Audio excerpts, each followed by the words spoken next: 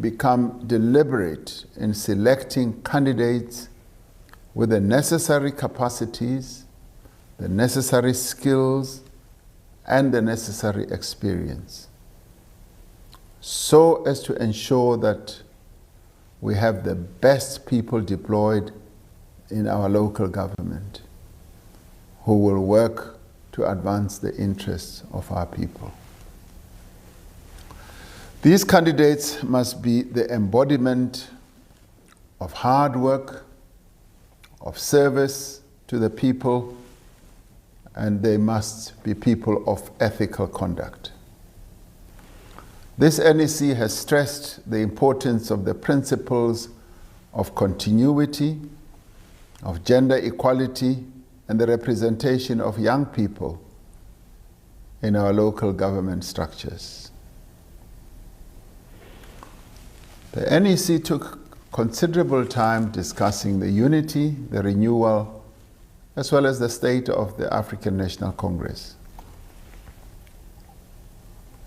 It discussed in detail the state of cohesion and unity within our movement. It noted with deep concern the continued factional divisions and divisive public pronouncements and spats, which give the impression of an organization that is in crisis. Fundamental to these challenges is the critical process of implementing the mandate of the 54th National Conference with regard to building unity on principle and unity in action, combined with the task of ensuring organizational as well as societal renewal. At the same time, the meeting recognized that the work of the organization has been going on despite all these spats and differences at leadership level. And contrary to impressions created in some public discourse, the work of the organization is continuing, testifying to the fact that the ANC lives and the ANC leads. Since the last NEC meeting, well over 2,000 branch general meetings have been held, and regional conferences have also started, and provincial conferences will also be taking place. Local structures and regions are also continuing the campaigns against COVID-19, as well as other organizational programs, and continue to campaign for by-elections. And in some ways, the ability of the ANC to continue to win the many by-elections is because of the structures of the ANC, the branches of the ANC that remain robust, that remain alive, even during the COVID period. As this leadership, we have recommitted ourselves to the mandate of the 54th National Conference to restore the unity, the renewal, and integrity of the African National Congress, despite the very difficult and complex challenges of the current period. In the spirit of criticism and self-criticism, we reflected on the way we work as an organization, as leaders in the organization, and on our conduct as NEC members. We agreed to adhere to organizational protocols as well as practices including collective leadership, teamwork, the promotion of unity and renewal, and strict adherence to the ANC's communications protocol. We have agreed to hold a retreat as soon as conditions permit to address varying perspectives amongst leadership and develop a practical action plan to strengthen the process of unity and renewal. Members of the NEC have expressed concern about a concerted and a well-orchestrated as well as a well-resourced campaign to sow division and confusion in the ranks of the ANC, with the ultimate aim to destroy the movement as an instrument of progressive transformation and change. It noted that this campaign is actively aided by a few individuals from within the National Executive Committee itself through leaks, deviant public pronouncements, protests and misinformation on social media, aimed at distorting the decisions of the National Executive Committee. The NEC agreed to take urgent steps to investigate the leaks from the NEC and any organized campaign to subvert the movement and take appropriate action. The NEC discussed the implementation of step-aside guidelines and procedures.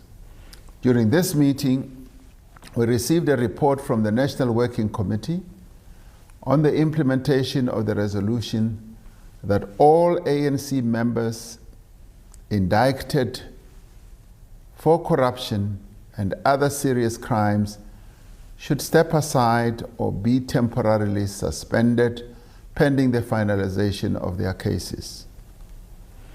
The report indicated that, in line with the decisions of the NEC meeting of the 26th to the 29th of March 2021, a number of ANC members had stepped aside and others had been served with notices of suspension. And these include our Secretary General, Ace Magashule, and NEC member Bongani Bongo. This meeting had confirmed the terms and conditions for elected office bearers and public representatives who have stepped aside or temporarily been suspended. These include that during the step-aside period, such individuals may not: 1, carry out the duties and the responsibility of their office. Secondly, they may not represent the organization publicly or in any other forum. Thirdly, they may not make public pronouncements on matters related to the organizations. And fourthly, they may not engage in the mobilization of ANC structures or any other organization or individuals. During the step-aside period, a public representative may not occupy any executive office or other position of responsibility in the legislature to which they belong. During the step-aside period, they will be entitled to remuneration and other benefits as per labor relationship. The decision to step aside must be reviewed by the relevant structure of the organization every 6 months. The NEC confirmed that in the light of the temporary suspension of the Secretary General, Deputy Secretary General Jesse Duarte will, in accordance with the ANC's constitution, carry out the functions entrusted to the Secretary General by the National Conference, the National General Council, the NEC, and the NWC. Members have condemned the unwarranted attacks on the Deputy Secretary General, as well as on ANC staff members at Luthuli House who have been subjected to attacks and insults for carrying out the decisions of the NEC, the NWC, and the officials. These attacks have taken the form of threats, of insults, unfounded allegations, and misinformation. We've also noted with great concern death threats made against an ANC NEC coordinator, Comrade Andries Nel, and agreed that this should be reported to the relevant authorities. The NEC reaffirms its full confidence in our Deputy Secretary General, Jessie Duarte, and supports her in carrying out her duties as per the ANC Constitution. The NEC also discussed the so-called letter of suspension written by the Secretary General to the President, for which the Secretary General had no authority or mandate from any structure of the movement. The NEC agreed that such conduct was completely unacceptable and a flagrant violation of the rules, the norms, and the values of the African National Congress. The NEC furthermore instructed the officials to advise the Secretary General to apologize publicly to ANC structures and members within a set time frame. If he fails to do so, the ANC will institute disciplinary procedures in accordance with the ANC Constitution. The NEC also took time to discuss the Commission of Inquiry into State Capture. The meeting also discussed the ANC's submission to the Commission. The ANC reaffirms its support for the work of the Commission and its role in determining the nature and the extent of state capture and of holding those responsible to account. While the ANC has come under great scrutiny at the Commission on State Capture, we believe that this is a necessary part of the national effort to end state capture in all its forms and ensure that it can never happen again. On the matter of our branch general meetings and regional meetings, as well as regional and provincial conferences,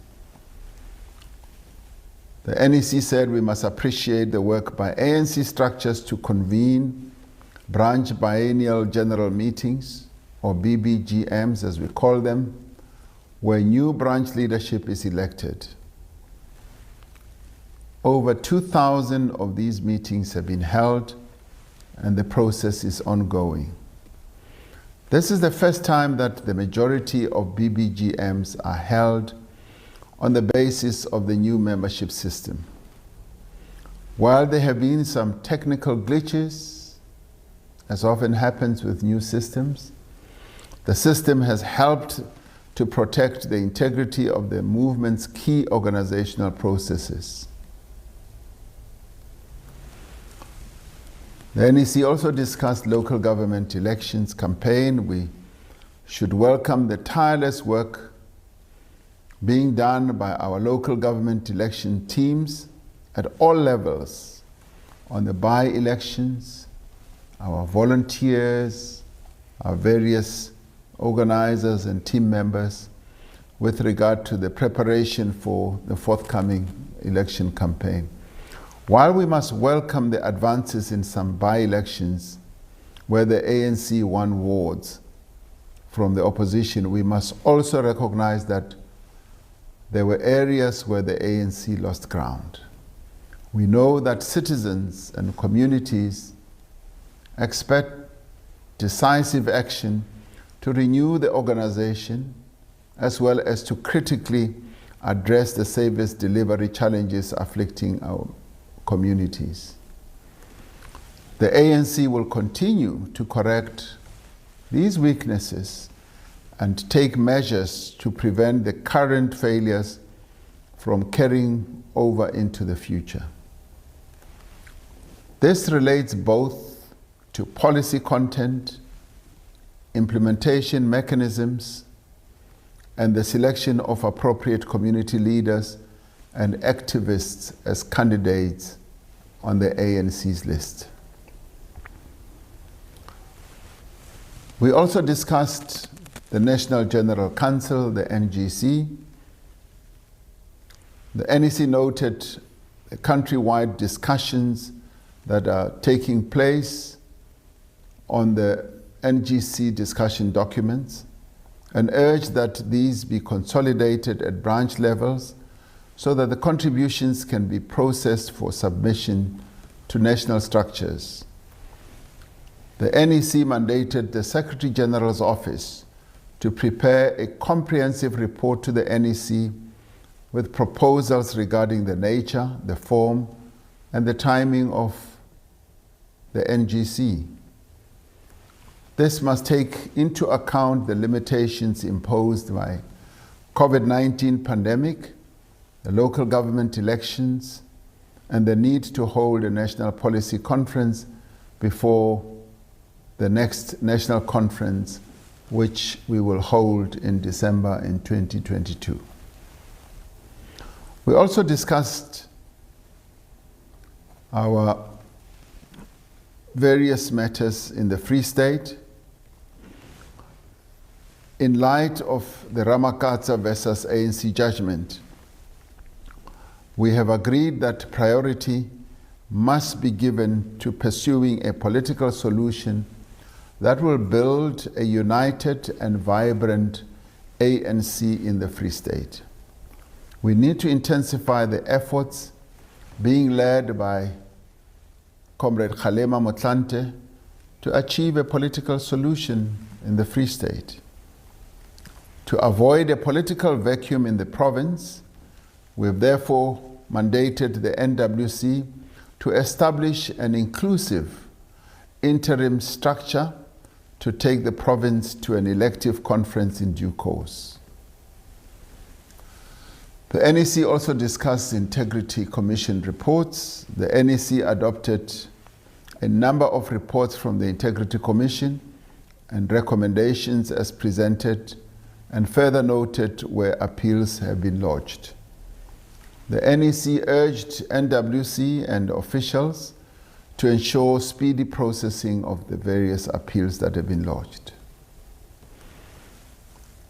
On the ANC Youth League National Youth Task Team, the NEC welcomed the report that the newly appointed National Youth Task Team has started its work towards building a vibrant ANC Youth League that champions the interests of young people and as a preparatory school for new cadres of the African National Congress. It further noted processes to strengthen the Progressive Youth Alliance in dealing with matters affecting young people, including financing of higher education.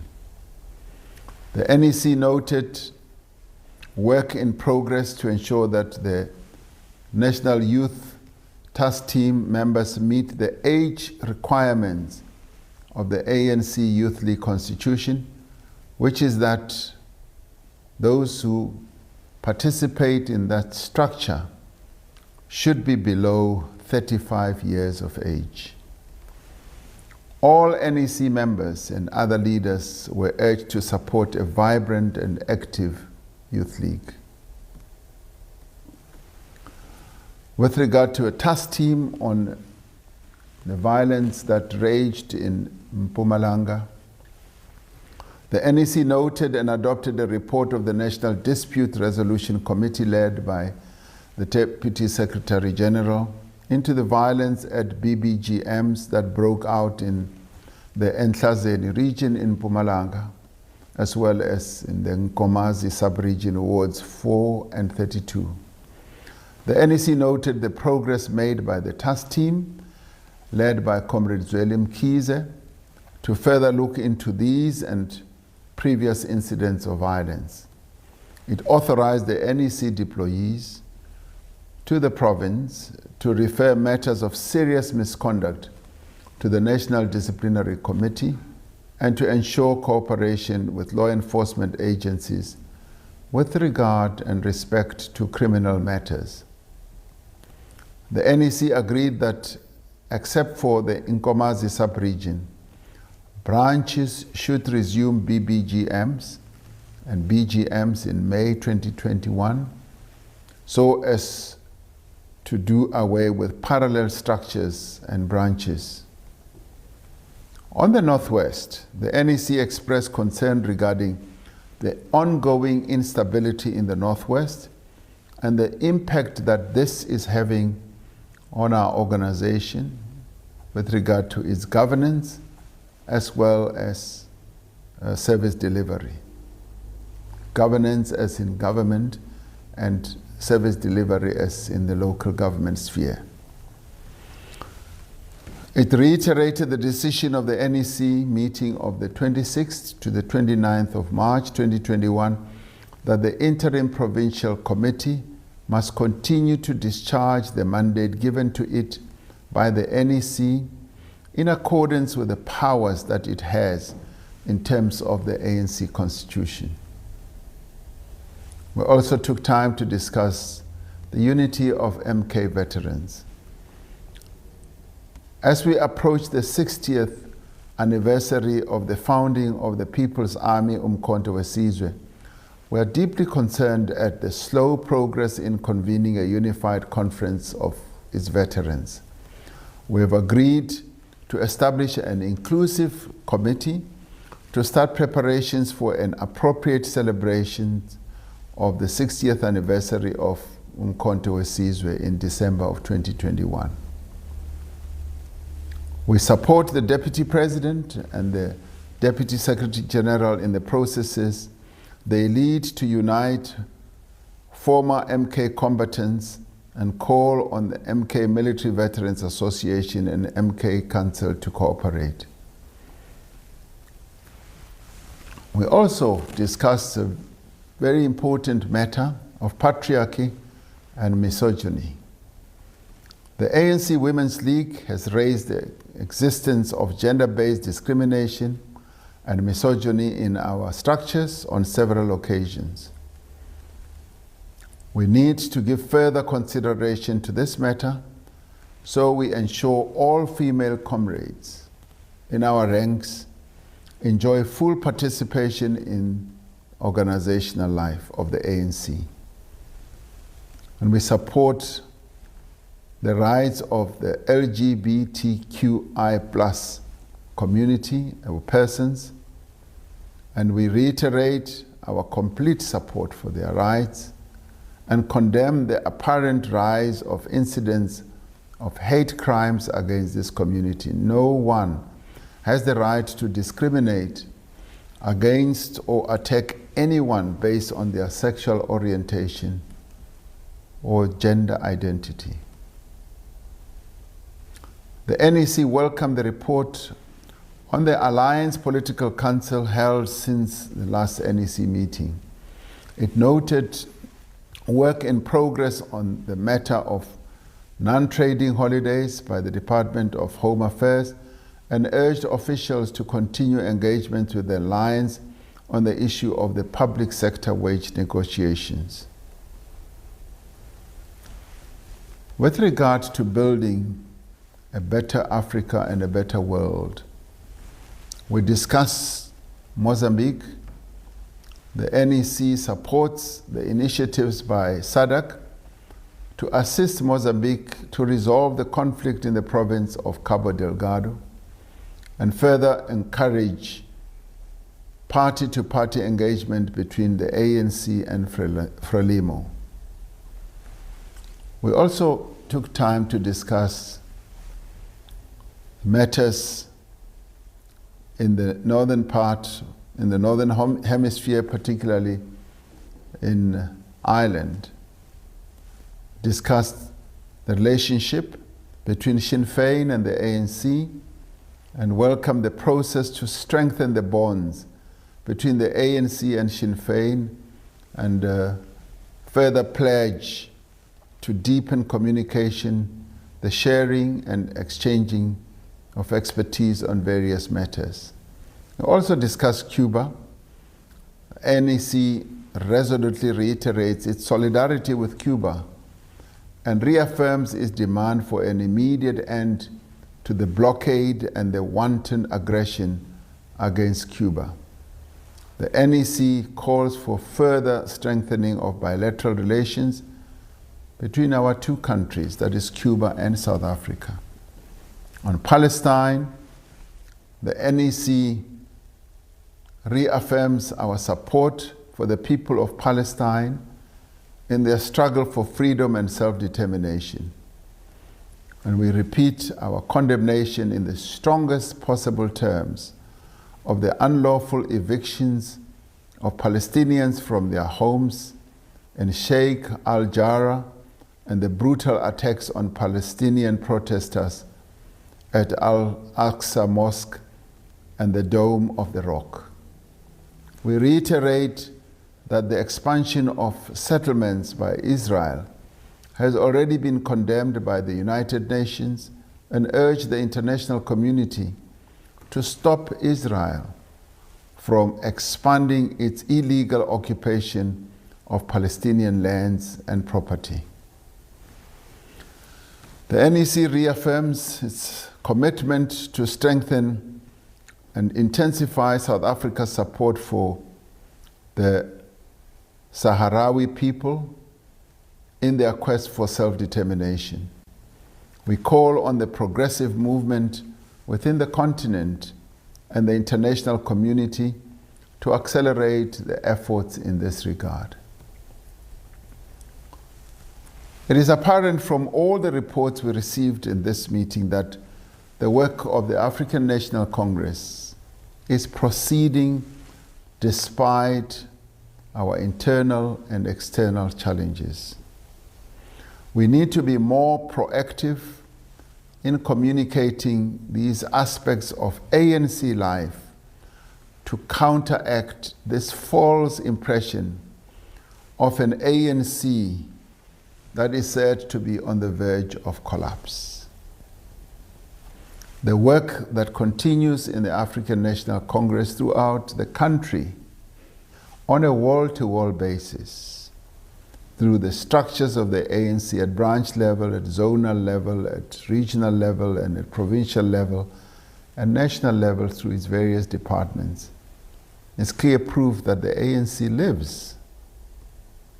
This is not a dying organization, it's a living organization, and it continues to lead.